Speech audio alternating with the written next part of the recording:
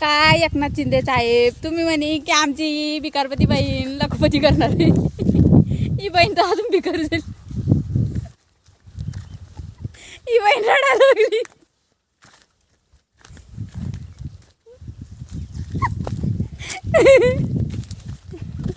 एकनाथ शिंदे साहेब तुम्ही असं नका करू. पटकन खात्यावर एक ना एक बाई रोज बँकेत जाऊन पाहती खात्यावर पैसे पडले की नाही, खात्यावर पैसे पडले की नाही.